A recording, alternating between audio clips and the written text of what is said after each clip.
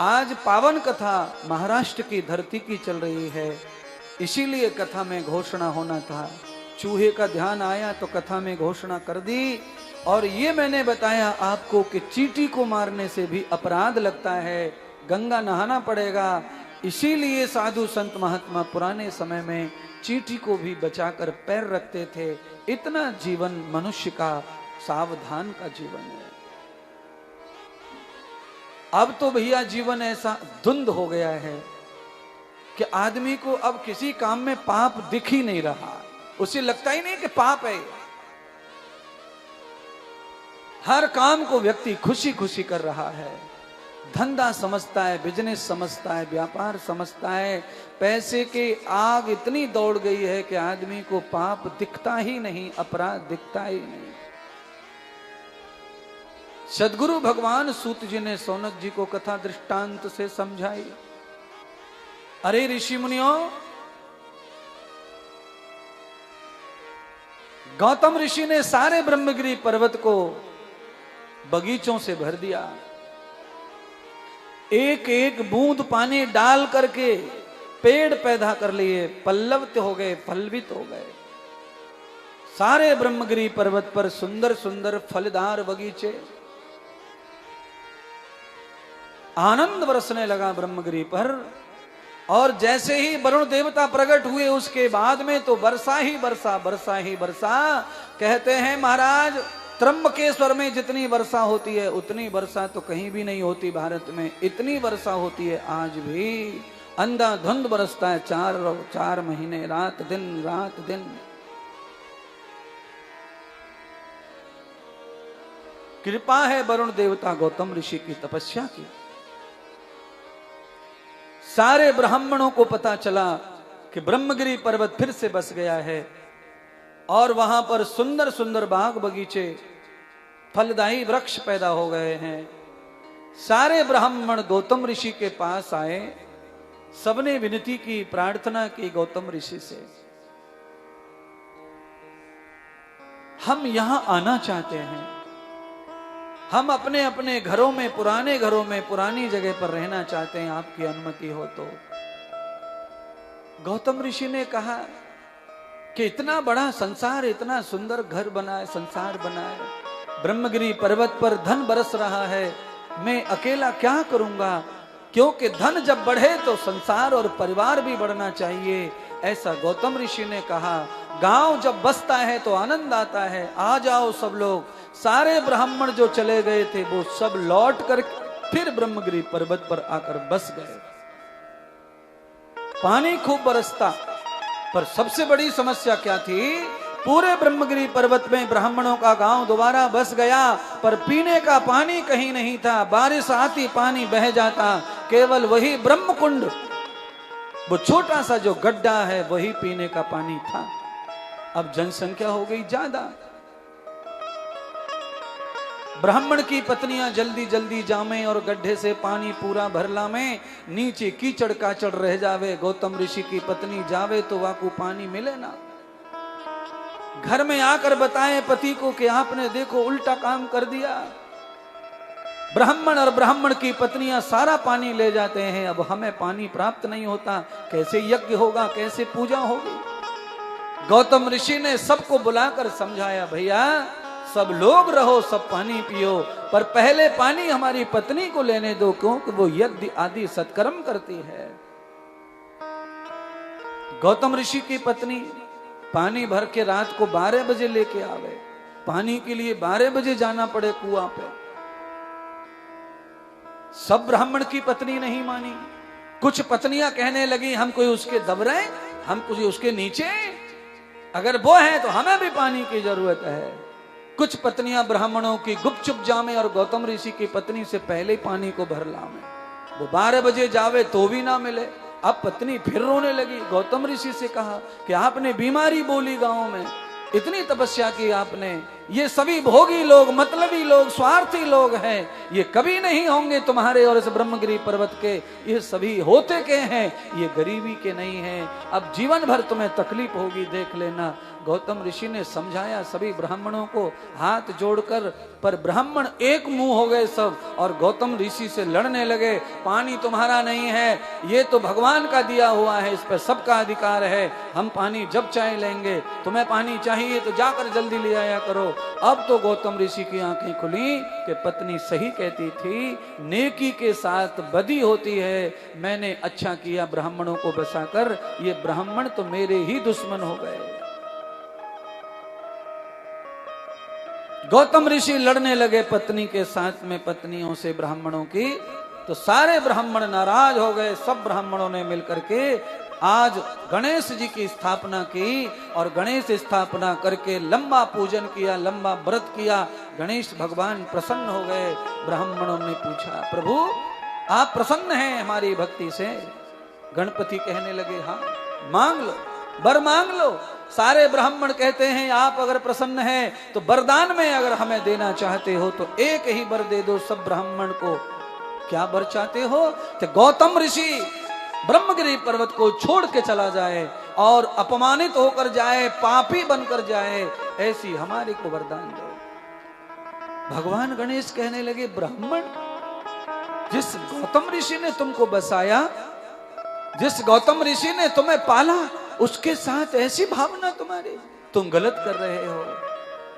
हे गणपति, अगर आप ब्राह्मणों के पूजन से प्रसन्न हो तो ब्राह्मणों का वचन तुम्हें पूरा करना ही पड़ेगा। भगवान गणेश ने बाध्य होकर, मजबूर होकर ब्राह्मणों का वचन पूरा किया। ब्रह्मगिरी पर्वत पर गाय का रूप धारण कर लिया गणेश भगवान ने। एक बीमार बूढ़ी गाय बनकर गौतम ऋषि के बगीचे में चले गए। अहिल्या ने गाय को देखा, धन्य हो गई, प्रसन्न हो गई। स्वामी, आज हमारे खेतों में धन धान्य बढ़ेगा, क्योंकि गैया मैया ने दर्शन दिया है। गाय में साक्षात देवताओं का वास है, और जहां देवता वास करते हैं वहीं गणेश भी वास करते हैं, क्योंकि गणेश देवताओं के अग्र हैं। इसीलिए गैया में गणेश भी हैं और सब देवता भी मान्यता रखते हैं। गणेश तो थे, कथा बता रही है। गणेश जी ने गाय का रूप धारण करके ब्राह्मणों की व्रत संध्या को पूरा किया। गौतम ऋषि गैया के पास प्रणाम करके खड़े हो गए, खुश होने लगे। ज्यादा देर गैया चरती रही तो गणेश जी को, गैया मैया को भगवान गौतम ने कहा, चलो पानी पी लो और आश्रम में विश्राम कर लो, शाम को फिर खा लेना। जैसे ही गैया को हाथ लगाया पानी के लिए, आश्रम चलो कहा, गैया गिर पड़ी मूर्छित होकर के और प्राण निकल गए गैया के। क्योंकि भगवान गणेश तो नियोजित लीला कर रहे थे। जैसे ही गैया धरती पर गिरी और तो मरी। सारे ब्राह्मण पहले से तैयार होकर खेतों में छुपे खड़े थे, डंडे ले लेकर निकल आए और ब्रह्म हत्यारा, इसका मुंह नहीं देखना है, मार डालो, गांव से बाहर कर दो। गौतम ऋषि ब्रह्म हत्यारा है, इसने गौ माता को मार डाला। सारे ब्राह्मण दुश्मन होकर के गौतम ऋषि के हत्या का आरोप लगा दिया। गौतम ऋषि रोने लगे, मैंने गौ हत्या नहीं की। पर सारे ब्राह्मण कहते हमने आंखों से देखा, तुमने हमारे सामने गौ को मारा। गौतम ऋषि ने कहा, अरे ब्राह्मणों, मैंने गाय को मारा नहीं है, पर गाय हाँ मेरे हाथ लगने के बाद ही गिरी है, तो मैंने ही मारा है ऐसा समझ लो, पर मुझे गौ हत्या के पाप से मुक्त कर दो, कोई मार्ग बता दो। तो कहा, मार्ग नहीं, पहले तुम्हें गांव छोड़ना पड़ेगा। गौतम ऋषि ने, प्यारे बंधुओं, अपने आप अपनी तपस्या से बसाया हुआ ब्रह्मगिरी पर्वत छोड़ दिया, सारा का सारा धन ब्राह्मणों को दान कर दिया, निकल गए पत्नी को लेकर। ब्राह्मणों से पूछा, अब तो मार्ग बताओ, गौ हत्या के पाप से कैसे मुक्त होंगे। तो ब्राह्मणों ने कहा, जाओ हिमालय जाओ, गंगोत्री, और गंगोत्री से गंगा जल की कावड़ लेकर आओ, जहां तुमने गौ हत्या की है वहां आकर स्नान करो। कितनी बार 108 बार। अब आप समझो नासिक से पैदल चल के आना है, 100 बार जाना 100 बार आना।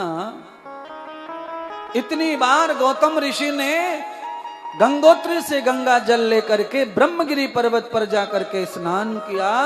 उसके बाद ब्राह्मणों से पूछा कि अब तो मेरा पाप समाप्त हो गया होगा, मैंने आपके कहे अनुसार कर्म किया है। तो ब्राह्मण कहते नस्तवेदो कर्मश्च, अभी तुम्हारा कर्म संपन्न नहीं हुआ, अभी तुम पापी हो, अभी तुम्हारा पाप नहीं छूटा। तो कैसे छूटेगा, मुझे क्या करना चाहिए? और तब ब्राह्मणों ने कहा 1.25 करोड़ शिवलिंग बना करके श्रावण के महीने में उनका अभिषेक अर्चन करो। गौतम ऋषि ने 1.25 करोड़ शिवलिंग बनाए, पूरे श्रावण के महीने उनका अर्चन किया। फिर ब्राह्मणों के पास गए, मैंने तुम्हारा किया हुआ कर्म कर दिया, मेरा गौ हत्या का ब्रह्म पाप छूट गया कि नहीं छूटा?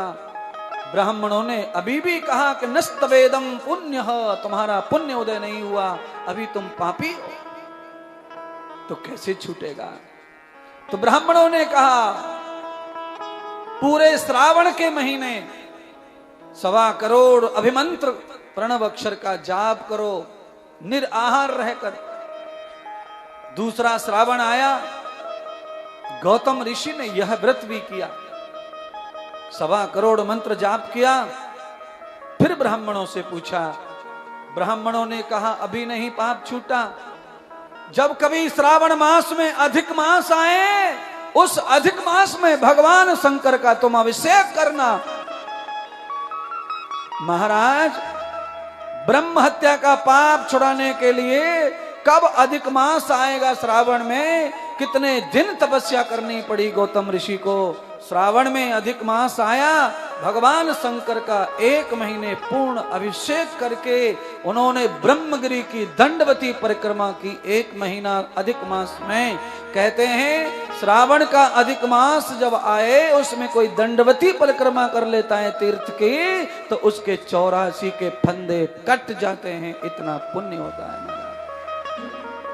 महाराज, इस समय ब्रज की परिक्रमा करोड़ों लोग कर रहे हैं महाराज, पैर रखने को जगह नहीं है। ब्रज 84 कोस की परिक्रमा में बड़ा महत्व तो है लौंद का, अधिक महीने का। श्री गोवर्धन 84 कोस की परिक्रमा अत्यधिक होती है अधिक मास में।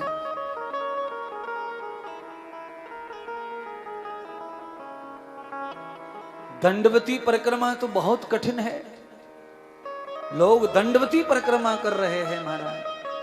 कहते हैं पति अगर दंडवती परिक्रमा कर रहा है, पीछे से पत्नी अगर पैर भी छूती जा रही है, तो भी वो बैकुंठ को प्राप्त हो जाती है। दंडवती परिक्रमा का इतना पुण्य है महाराज। बड़े बड़े नजारे मिलते हैं श्री वृंदावन में देखने को।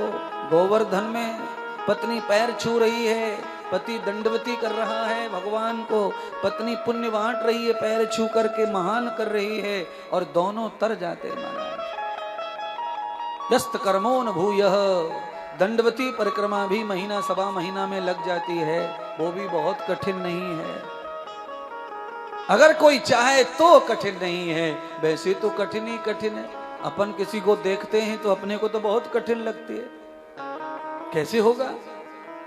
बार बार खड़े होके लेट करके, बार बार खड़े होके लेट करके, और इतना लंबा चौड़ा किलोमीटर। तो भक्त के लिए सब सरल है, एक बार करने लग जाओ तो सब कुछ शक्ति वही देते हैं, वही करवाते हैं। क्योंकि पहले ही भजन में आपने गा लिया, मैं हूं कठपुतली तेरे हाथ की, चाहे जैसे नचाले मुरलिया। फायदा ही फायदा है उनके हाथों में रहने से, उनके अधरों पे रहने से फायदा है, उनके स्वर में स्वर गाने से फायदा है। अपना स्वर बनाओगे तो नुकसान होगा। जिसने भी अपना अलग स्वर बना लिया उसका नुकसान होगा। स्वर में स्वर डालो महात्मा के, गुरुदेव के, तो फायदा होगा। अनेक लाभ मिलते हैं, एक नहीं अनेक लाभ। रोज लाभ ले ही रहे हैं आप, कौन सा लाभ लेने को प्रमाण क्या देना, रोज ही लाभ प्राप्त हो रहा है। हाँ,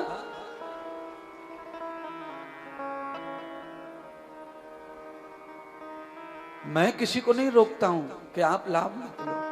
मैं तो ये सोचता हूं कि मुझे पूरा भी तुम धो के ले जाओ तो भी ले जाओ, पर पुण्य कमाओ, पर थोड़ा सा मुझे बख्शो भी तो सही, कल के लिए। कल भी तुम्हें काम आना चाहिए ना।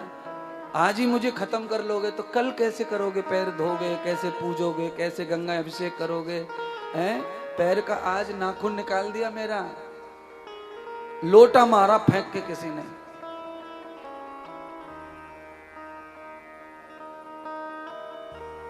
तो पुण्य कमाओ, पर उसमें भावना अच्छी हो तो संयम भी हो, श्रद्धा हो संयम भी हो। श्रद्धा है पर अंधी श्रद्धा, ऐसे छीना झपटी करके नहीं करना। आज आपको समझाया भी था, रोज तो समझाते भी नहीं थे। आज आपको 4 लोगों ने समझाया कि लाइन से खड़े रहो, लाइन से जल चढ़ाना तो अच्छा लगेगा, वीडियो भी अच्छा आएगा और शांति से हो जाएगा। पर आपने और उसका विपरीत किया। क्यों समझाया तूने हमको, हमें क्यों समझाया, हम तो उल्टा करेंगे।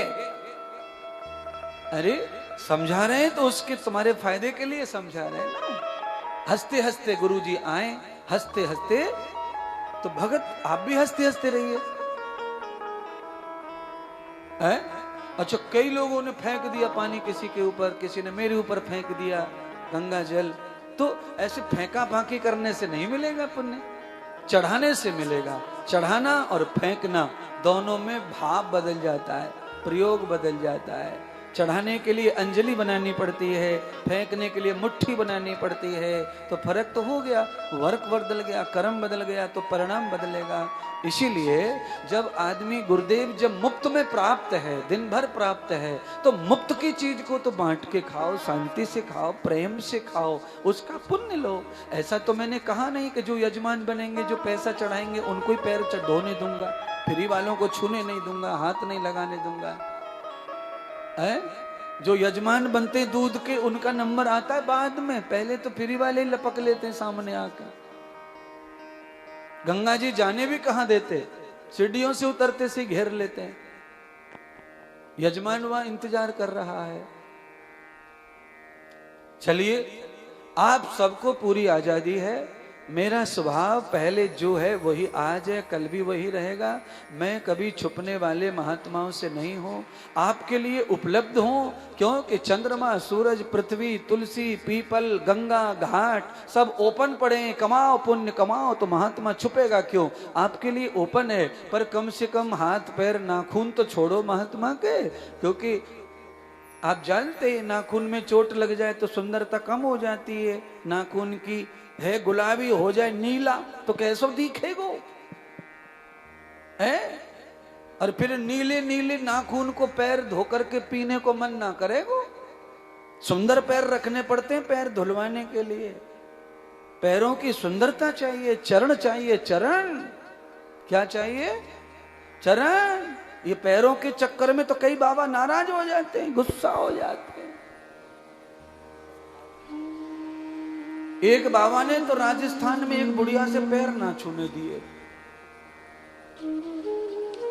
क्यों नहीं छूने दिए, क्योंकि बाबा राजस्थान में उधर जोधपुर साइड में गए थे, गांव में कहीं बाबा बैठे, सब पैर छूने आए। तो एक अम्मा आ गई अनपढ़, अम्मा ने भी कहा बाबा जी से, गुरुजी मोको तुम्हारे खुर छूनो है, खुर छूनो। महात्मा को चिढ़ आ गई। महात्मा ने कहा मेरे पैरों को दुनिया कहती है चरण, और जी खुर कह रही है।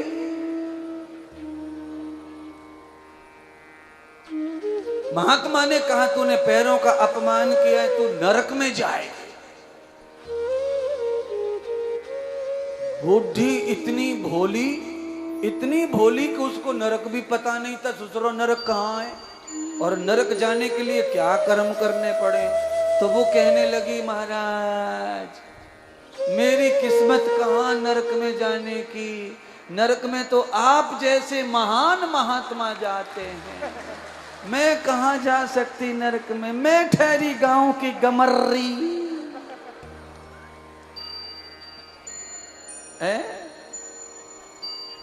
कभी कभी सीधे भोले लोग ऐसे बोल दें तो बड़ो खतरनाक है। अच्छा, राजस्थान में कई जिले में खड़ी भाषा बोले, गुरुजी कठे चाल लो, तो बड़ो ऐसो लगे तलवार मार रही है, तो नालायक, क्योंकि आदत पड़ी है। गुरुदेव जी महाराज आप किधर जा रहे हैं, आपके चरण किधर जा रहे हैं, चरण आदत पड़ी है सम्मान की। और राजस्थान में गुरुजी कठे चल लो,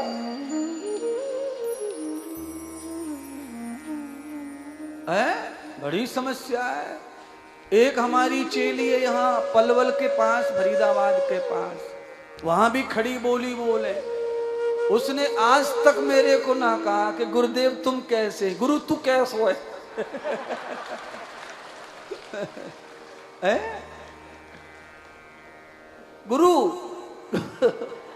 अरे गुरु तू कृपा कर दे, मेरे छोरा पे कृपा कर दे गुरु, मेरे नाती पे कृपा कर दे गुरु। है गुरु मैं तेरे पास लाई हूं। मैंने कही माता फोड़ू कहां करूं, और बड़ी लाडलकी हो, मेरे बड़े लाड़ की हो गई बुढ़ी, बड़े लाड़ की हो गई महाराज। हरिद्वार में आई कैसे ना, मैं तो यही हैरान हूं, हर जगह आवे। टीवी पे कथा सुन रही होगी, समझ गई होगी, समझ गई होगी कि मेरा ही नाम ले रहे गुरुजी। गुरुजी तो मैं खानो पड़ेगा, मैं बड़े प्यार से लाई हूं, बड़ी समस्या। अच्छा, शुरू में मुझे बड़ा बुरा लगता था उसका बोलना, अटपटा सा लगता, बुरा भी लगता।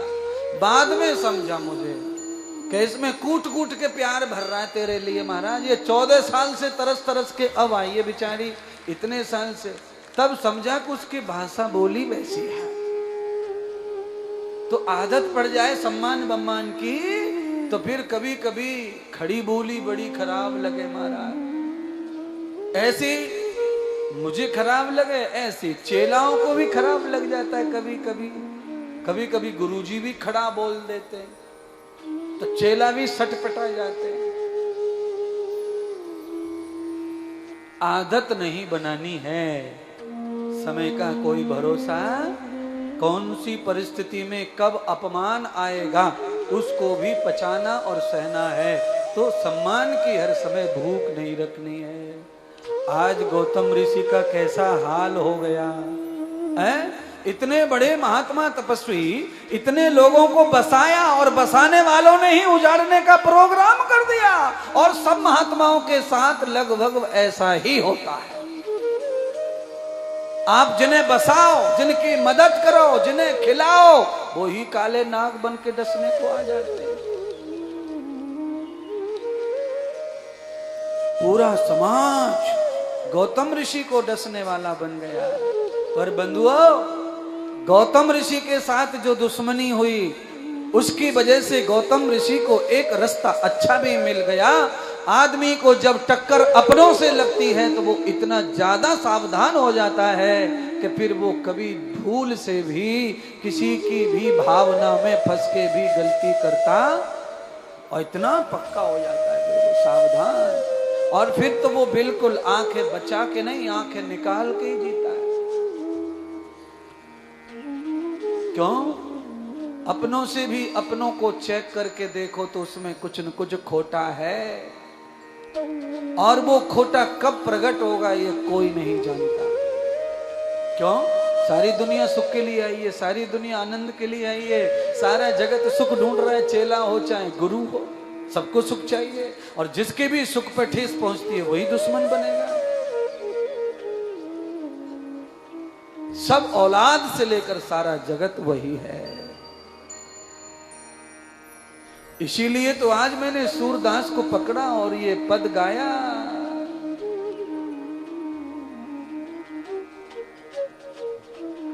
सदगुरु सूत जी ने जैसे ही दंडवती ब्रह्मगिरी की परिक्रमा समाप्त हुई, तब ही भगवान श्री शंकर माता पार्वती को लेकर ब्रह्मगिरी पर्वत पर प्रकट हो गए। बोलो श्री शंकर भगवान की जय, गंगा मैया की जय, पार्वती मैया की जय। प्रकट हो गए। शंकर भगवान ने सबसे पहले क्या किया वो सुनो। शंकर भगवान ने सबसे पहले गौतम ऋषि के मन में जो लगा हुआ दाग था वो छुड़ाया और कहा, हे गौतम, तुमने कोई ब्रह्म हत्या नहीं की है, तुम ब्रह्म हत्यारे नहीं हो, तुम्हारे ऊपर आरोप लगाया गया है। ये लीला तो मेरे पुत्र गणेश ने की, ब्राह्मणों की भाग्य होकर। अब आप समझ गए गौतम ऋषि का दुश्मन कौन हुआ? ब्राह्मण। ब्राह्मण को किसने तकलीफ दी? ब्राह्मण ने। और किसी को आने की जरूरत नहीं है। अपना अपने को ही खाएगा, अपना अपने को ही मारेगा, दूसरे की जरूरत ही नहीं है। ये तो नकली संगठन है, नकली आंदोलन। फलानी सभा हो रही है, क्षत्रियों की महासभा, ब्राह्मणों की महासभा। कितनी भी सभा कर लो पर दिल कभी मिलने वाले नहीं है, कभी दिल नहीं मिलेंगे। आजकल ये भाषा मोदी जी बोल रहे हैं जो मैंने बोली है, मोदी जी बोल रहे हैं आजकल ये भाषा। कितने भी दल मिला लो पर दिल नहीं मिलेंगे। मोदी जी कल कह रहे थे, वही मैं कह रहा हूं आज। सभाएं लगा लगा करके, लाखों लाखों ब्राह्मणों की सभा लगाकर, लाखों क्षत्रियों की सभा लगाकर आप दिल नहीं मिला पा रहे किसी का। अपनी रोटियां सेकते हैं बस। कोई अध्यक्ष बने बैठे, कोई उपाध्यक्ष बने बैठे, कोई सचिव बने बैठे, कोई मंत्री, कोई तंत्री, और अपनी रोटी सेक रहे, अपनी महानता, अपने बड़मपन। अरे भैया, जब तक दिल एक नहीं तब तक कोई संगठन नहीं काम करेगा। क्यों? रावण को बताओ ना, रावण की नाभि में अमृत है, ये किसने बताया? विभीषण।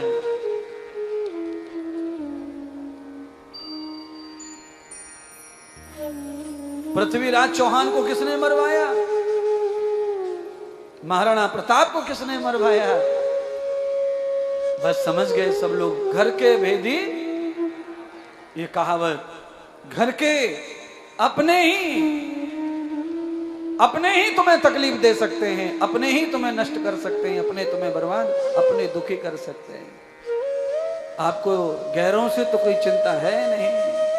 जिनके साथ में तुम घुल मिल गए हो, बस वही तुम्हें तकलीफ देंगे।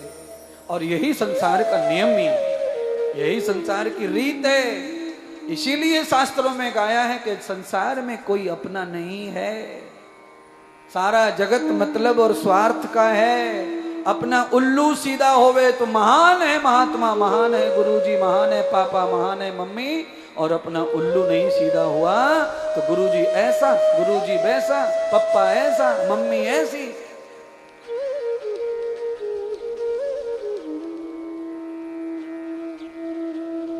भगवान शंकर ने पहले गौतम ऋषि का मन का मैल धोया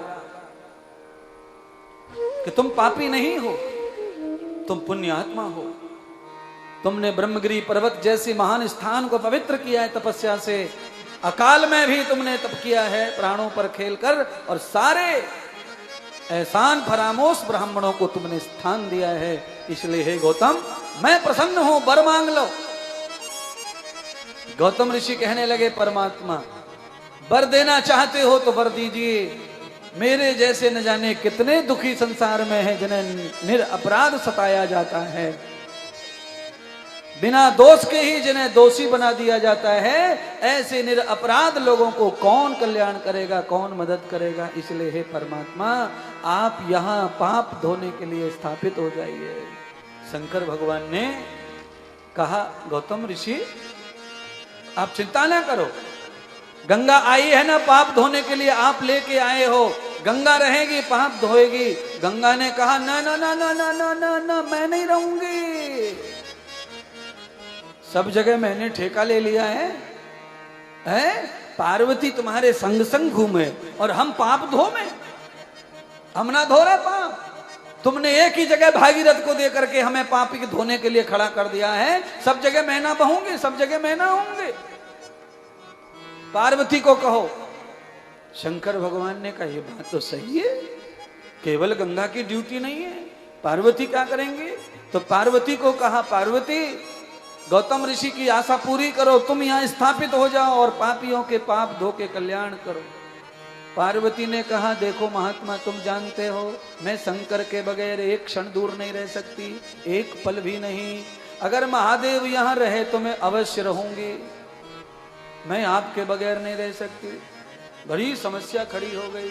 अब तो भगवान शंकर ने एक ही निधान किया कि अब बहुत हो गया, अब हमें थोड़ा गंगा को भी प्यार देना चाहिए। तो शंकर भगवान ने गौतम ऋषि को कहा, हे गौतम, तेरी भक्ति से प्रसन्न होकर के पार्वती, गंगा और मैं तीनों के तीनों हम यहाँ स्थापित होंगे और हमारी शक्तियों का नाम त्रंबक होगा।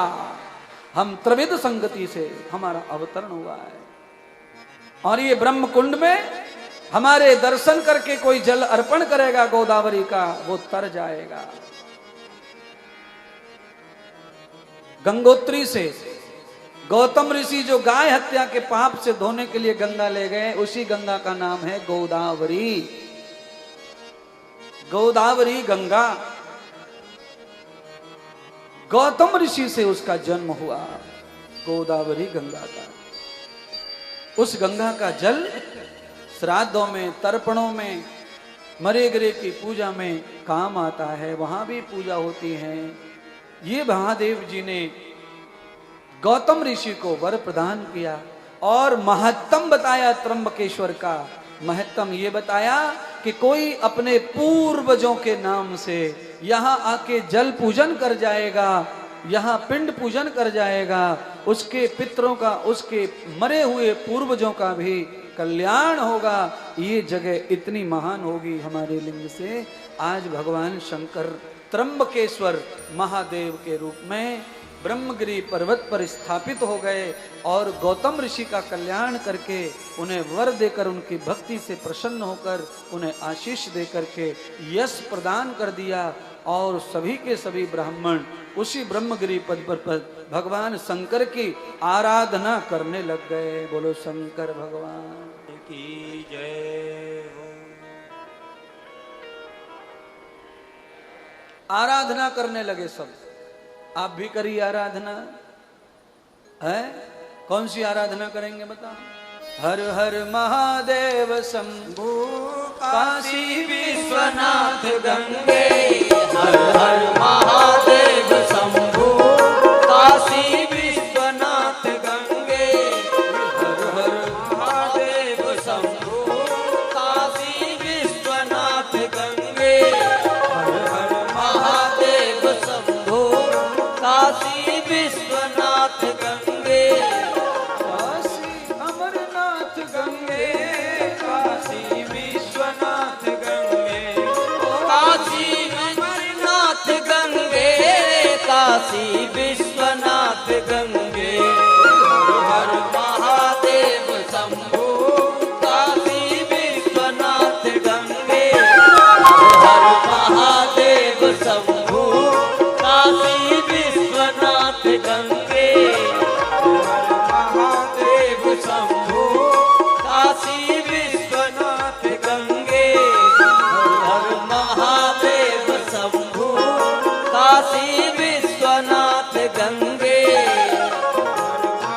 देव शंभु काशी विश्वनाथ गंगे, हर महादेव शंभु काशी विश्वनाथ गंगे, हर हर महादेव शंभु काशी विश्वनाथ गंगे, हर हर महादेव शंभु काशी विश्वनाथ गंगे, नमः पार्वती पते हर हर महादेव। बोलिए श्री त्र्यंबकेश्वर महादेव की जय, गंगा मैया की जय हो।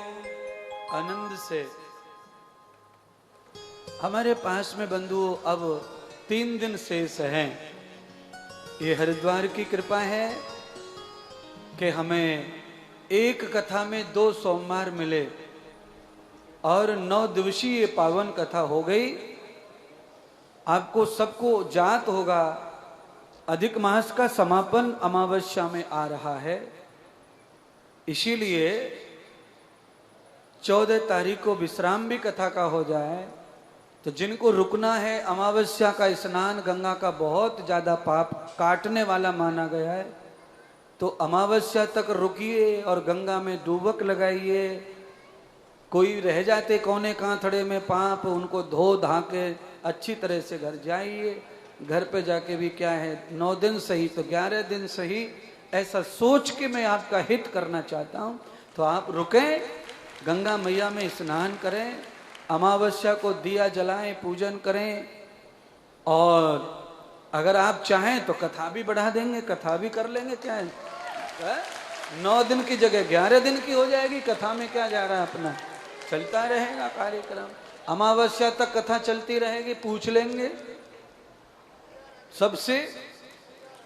पंडित जियों को भी और दक्षिणा बढ़ा दी जाएगी। काम क्या है, घर बैठे चलते रहो, काम करते रहो। हाँ, इस बहाने से रह जाएंगे। जिनका रिजर्वेशन हो गया वो चले जाना, जिनका नहीं हुआ है वो रह जाओ।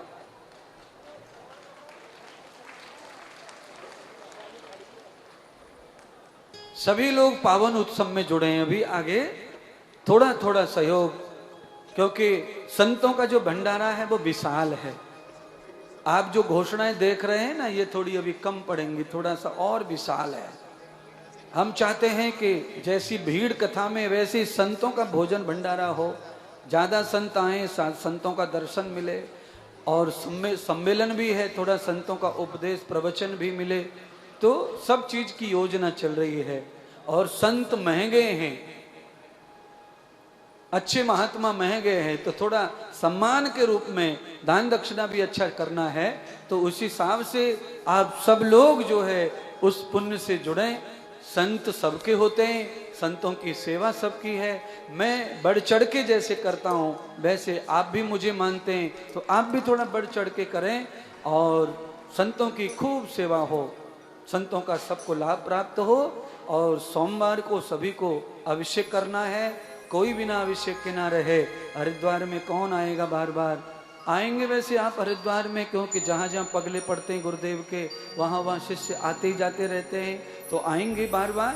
पर बार बार करना, हर सोमवार करना है। घर बैठे भी अपन करते हैं, तो अब तीर्थ में है तो अवश्यमेव ये लाभ आपको लेना है। आज हमारे बीच में महंत राजदास जी महाराज पधारे हुए हैं, राजदास आश्रम से। आपको थोड़ा उनका भी आशीर्वाद दिलवाएंगे। महाराज से कहेंगे कि 2-3 मिनट आप अपनी वाणी का आशीर्वाद भक्तों को प्रदान करें। लाला जरा माइक लगाना महात्मा के पास में।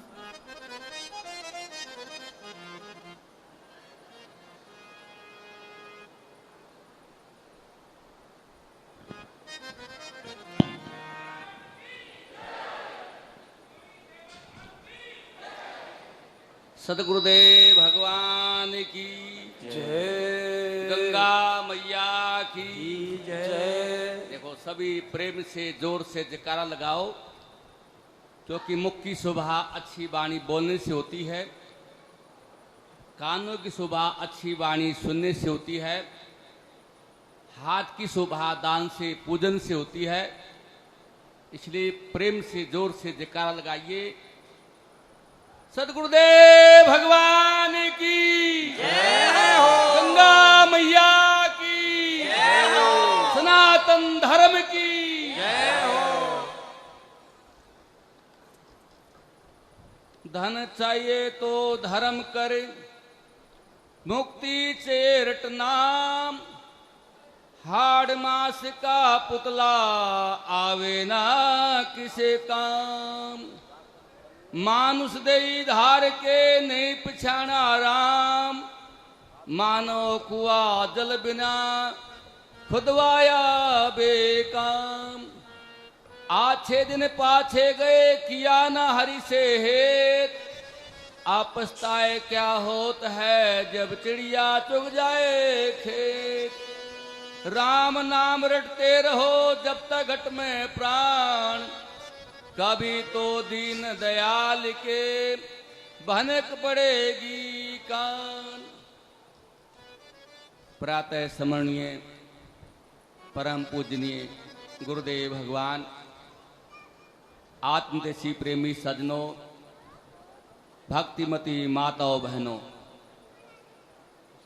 आप लोगों के बड़े सौभाग्य हैं कि गंगा मैया की छत्र छाया में और आप लोग अधिक मास में कथा सुन रहे हैं, वो भी गुरुदेव की छत्र छाया में। क्योंकि देखिए, कुछ महापुरुष ऐसे होते हैं जो इतिहास को पढ़ा करते हैं, कुछ महापुरुष ऐसे होते हैं जो इतिहास को पढ़ा करते हैं, और गुरुदेव महाराज ऐसे हैं जो इतिहास को बनाया करते हैं। पेड़ अपने फल को अपने लिए रखता, उसका जीवन समाज सेवा के लिए होता। कहते भी हैं वृक्षभू फल बखेरी ही, नदी सचेना नीर, परमार्थ के कारणे साधुन धरा शरीर। जैसे पेड़ पर फल लगे होते हैं, जामुन अमरूद वगैरह, उसके ऊपर कोई पत्थर मारता है, वैसे पत्थर मारना नहीं चाहिए, लेकिन कोई अज्ञानतावश फिर भी पेड़ उसको फल देता है। इसलिए कहा भी जाता, क्या होगा किसी को मार दोगे जान से, बख्श दोगे जान तो आदमी मर जाएगा एहसान से। आदमी बच सकता हर मार का मारा हुआ, लेकिन सिर उठा नहीं सकता एहसान का मारा हुआ। मारे से नहीं मरता दुश्मन, एहसान करे तो मरा करे, और जो दूसरे का भला करे उसका ईश्वर करा करे। आप मिश्री को कैसे भी खाओ, कहीं भी खाओ, किसी दिन भी खाओ, चाहे लेट के खाओ, चाहे बैठ के खाओ, चाहे सोमवार के दिन खाओ, चाहे शनिवार के दिन खाओ, चाहे हिंदुस्तान में खाओ, चाहे पाकिस्तान में खाओ, मिश्री खाने से मुंह मीठा हुआ। क्योंकि मिश्री खाए और मुंह मीठा ना हो तो समझिए आदमी फिटकरी खा रहा। और जोर की बरसात हो और पानी ना हो, और सूरज निकले और प्रकाश ना हो, और भगवान की दया हो, गुरु महाराज की कृपा हो, और जीव निहाल ना हो, मालो माल हो जाता है। क्यों कहते हैं प्रभु की दया दृष्टि से बदल जाती है तकदीरें। अगर विश्वास सच्चा हो तो कट जाती है जंजीरें। जैसे सूर्य भगवान निकलते हैं, रात्रि का अंधेरा दूर हो जाता, वैसे सूर्य के बगैर अंधेरा दूर नहीं होता। कहते राका पश्चिमी षोडश उगे तारागण समुदाय, सकल गिरने लाइए रवि बिन रैन न जाए। सूर्य के बगैर अंधकार दूर नहीं होता। ऐसे ही प्रभु की कृपा से, गुरु की कृपा से सजनों, क्योंकि आप ये पहले भजन सुन रहे थे, पतंग जो है अकेले आकाश में नहीं जाता, डोरी बांधी जाती है, अनुकूल हवा होती है, किसी की कृपा से तब जाकर के पतंग आकाश में जाता है। स्वामी विवेकानंद जी महान बने, उनके पीछे गुरु महाराज का, स्वामी रामकृष्ण परमहंस का आशीर्वाद था, उनका ग्रेस था। उनकी कृपा से स्वामी विवेकानंद आज देश विदेश में छा गए। ऐसे सजनों, हम भी क्यों, गुरु के बगैर ज्ञान नहीं होता, ज्ञान के बगैर ध्यान नहीं होता, और ध्यान के बगैर जीव का कल्याण नहीं होता। इस बात को अब तक देर से समझो। लेकिन गुरु का मतलब क्या होता है? गु माने अंधकार, रू माने प्रकाश, जो अंधकार से जो प्रकाश की तरफ ले जाए, ऐसा नहीं गुरु। आजकल बहुत से ऐसे भी गुरु हैं, कान्ना बत्ती कुर तू चेला हम गुर, 51 रुपये धर, डूब चाहे मर जा अपने घर। ऐसे भी इसलिए कहते गुरु बनाओ जान के, और पानी पियो छान के। इसलिए तो फिल्टर लगाए जाते जगह जगह। तो आपके बड़े सौभाग्य हैं ऐसे गुरु महाराज, जो आप लोगों को इतना ज्ञान देते। हमने भी गुरु महाराज का कृष्ण निवास में, जब स्वामी कैलाशानंद जी आचार्य निरंजन खाड़े के आए थे, उसमें उनके साथ में थे हम भी। वहां पर गुरु महाराज के भी विचार सुने, सत्संग प्रवचन सुने। देखिए समाज सेवा कर रहे, संत सेवा कर रहे, गौशाला चला रहे हैं और जो है विद्यालय चला रहे हैं, आप लोगों के लिए करें। तो आप लोगों का भी कर्तव्य है तन बंधन से सहयोग करें, क्योंकि तन पवित्र सेवा किए, धन पवित्र कर दान, मन पवित्र हरि भजन से त्रिविध होत कल्याण। तन की पवित्रता सेवा से होती है।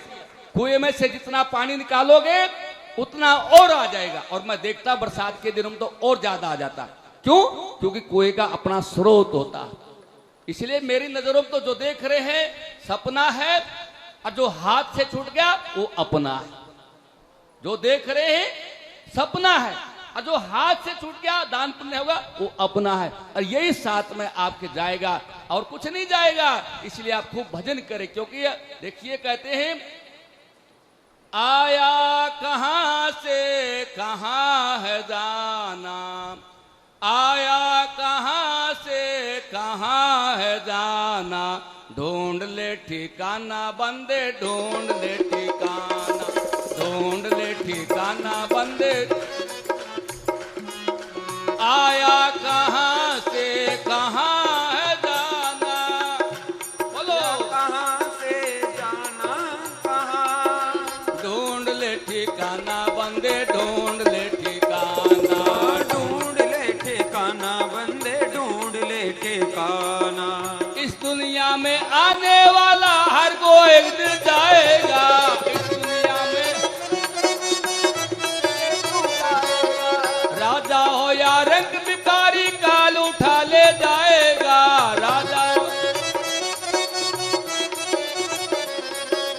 फिर ना चलेगा कोई बहाना, फिर ना चलेगा कोई बहाना, ढूंढ ले ठिकाना बंदे ढूंढ ले ठिकाना।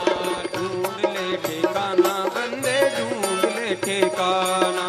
देखिए समय का अभाव है, थोड़ा सुने ज्यादा विचार करें, क्योंकि देखिए हमारे जीवन का जो लक्ष्य है, मानव जीवन का जो लक्ष्य है रोटी कपड़ा और मकान नहीं, मानव जीवन का लक्ष्य है परम पिता परमात्मा की प्राप्ति करना, दुखों से छुटकारा पाना, परम शांति को प्राप्त करना। इसी बात को गुरु नानक देव महाराज ने की छुपाई में का भई प्राप्त मानुष देवरिया, गोविंद मिलन के यही तेरी बरिया, अवर काज कितने काम मिल साधु संगत भज केवल नाम। हमारा जो लक्ष्य है परम पिता परमात्मा की प्राप्ति करना, भजन करना है, सुमन करना है, और भजन सुमन ये हमारी आत्मा की खुराक है, भोजन शरीर की खुराक है। जैसे आप देखते गाड़ी खुराक अलग होती है और ड्राइवर की खुराक अलग होती है, ऐसे सजनों शरीर की गाड़ी खुराक भोजन है और आत्मा की खुराक सत्संग है, भजन है, मेडिटेशन है, गुरु महाराज के चरणों की सेवा है, तो आपका जीवन सफल हो जाए। क्योंकि जब तेरा पता पाने चला, पाया पता तेरा नहीं, जब पता तेरा लगा तो फिर पता मेरा नहीं। ढूंढते ढूंढते मैं खो गया और जिसे ढूंढता था अब वही हो गया। तो आप खूब भजन करें, गुरु महाराज की कृपा सब पर है। हमारे को भी गुरु महाराज ने समय दिया, कभी मौका मिलेगा फिर सुनाएंगे। हरिओम तत्सत।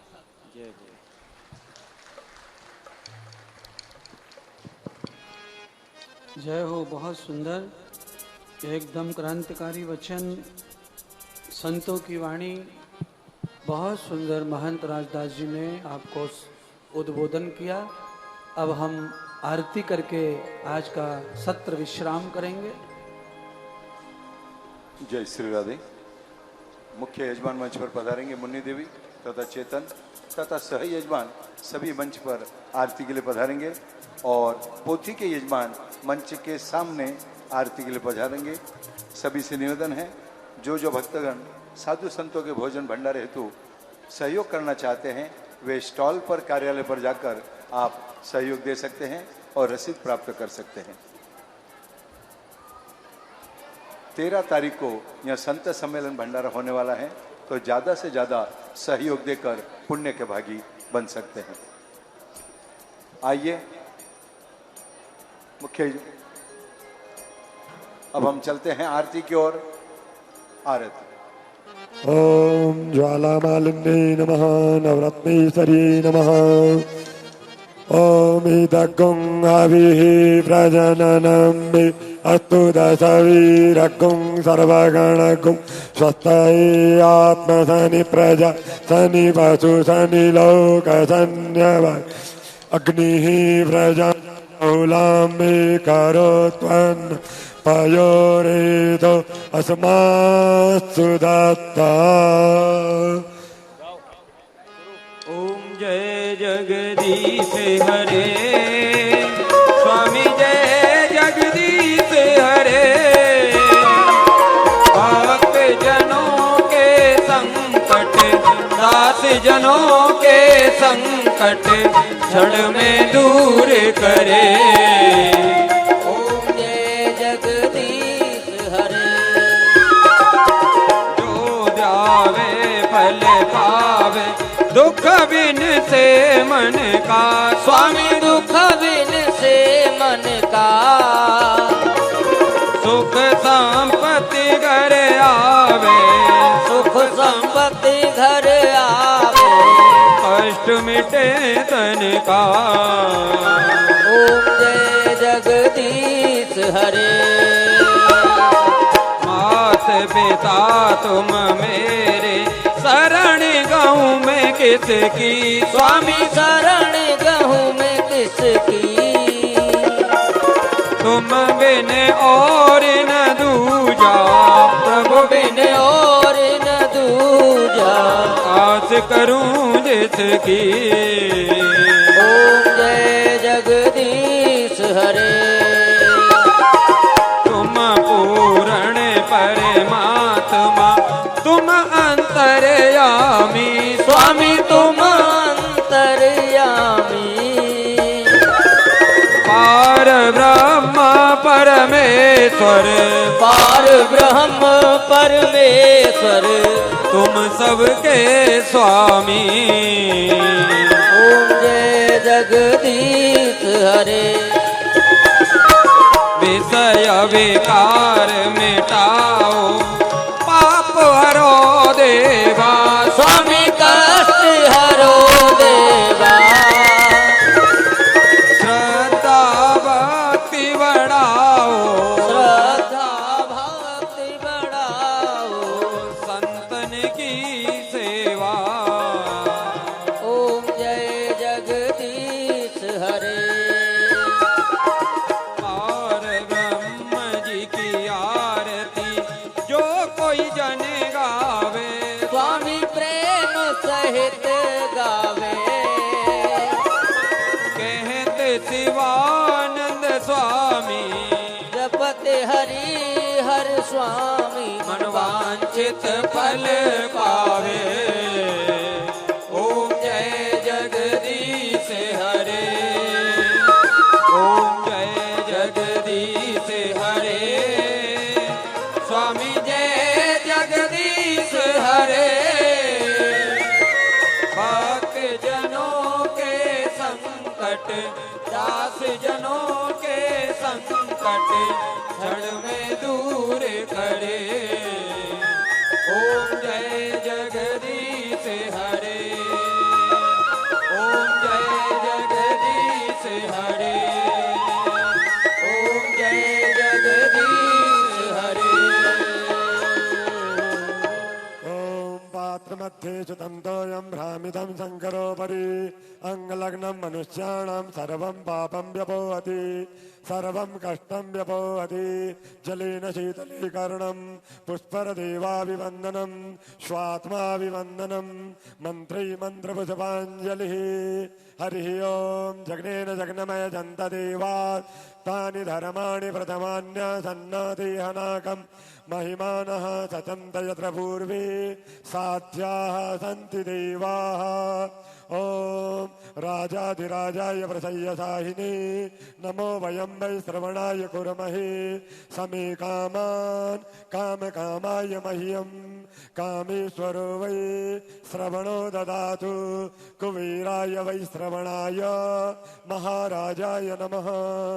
ओम एकदंताय विद्महे वक्रतुंडाय धीमहि तन्नो दन्ति प्रचोदयात् हरि ओम वेदांतनाथाय विद्महे हिरण्यगर्भाय धीमहि तन्नो ब्रह्मा प्रचोदयात् हरि ओम महालक्ष्मी च विद्महे विष्णुपत्निश्च धीमहि तन्नो लक्ष्मी प्रचोदयात् हरि ओम नारायणाय विद्महे वासुदेवाय धीमहि तन्नो विष्णु प्रचोदयात् हरि ओम कात्यायनी च विद्महे कन्याकुमारी च धीमहि तन्नो दुर्गे प्रचोदयात् हरि ओम तत्पुरुषाय विद्महे महादेवाय धीमहि तन्नो रुद्र प्रचोदयात् नाना सुगंधि पुष्पाणि